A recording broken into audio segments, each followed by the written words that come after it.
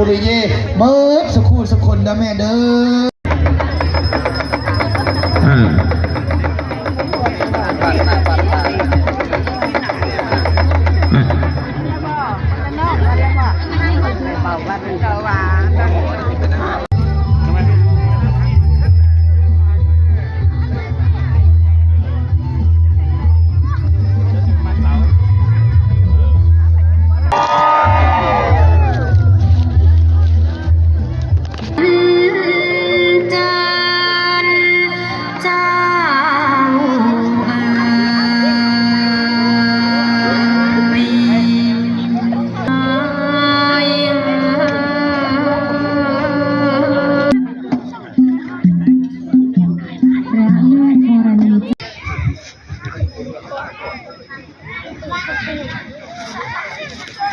ท่านทั้งหลายพนมมือไว้เด้อ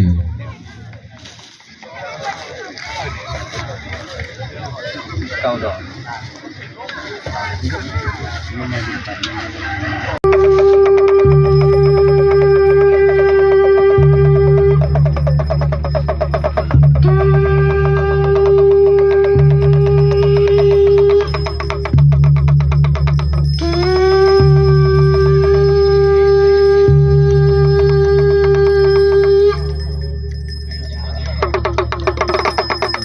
นะโมตัสสะภะคะวะโตอะระหะโตสัมมาสัมพุทธัสสะนะโมตัสสะภะคะวะโตอะระหะโตสัมมาสัมพุทธัสสะ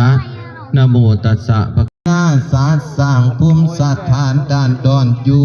วเทวาจาราตรวิสาเมยุตามลุมกาแม่น้ำตามพื้นว่าแผ่นดินเทียนที่ไกลหรือใกล้ทันยักษาและขันทอนควรนักเนาในสาธุสุนันตุโพนโตเยเทวาสังฆาสมเอาโซ่กันเบาโซ่กันเด้อเอามาคำโซ่เอามันทำมันคุ้นบางลูกหลานบ้านเมืองอยู่ว่าพอไทยอยู่ว่าเต้าดีมาพุทธลูกหลานสาวพี่น้องบางนาได้เลยชมนะครับสาธุ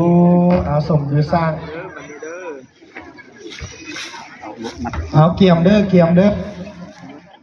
ไอ้บ้านกันไปจับไม้นะสุดยอดอาภะนังโยกสยามตุโพธิญาโมเลสากยานังเทวัตหาโนเอวังกวังวิสัยโยโหหิกัตถะโภคาเนอภิเสเกสัมภะพุทธานังอาสาภะโตนะโม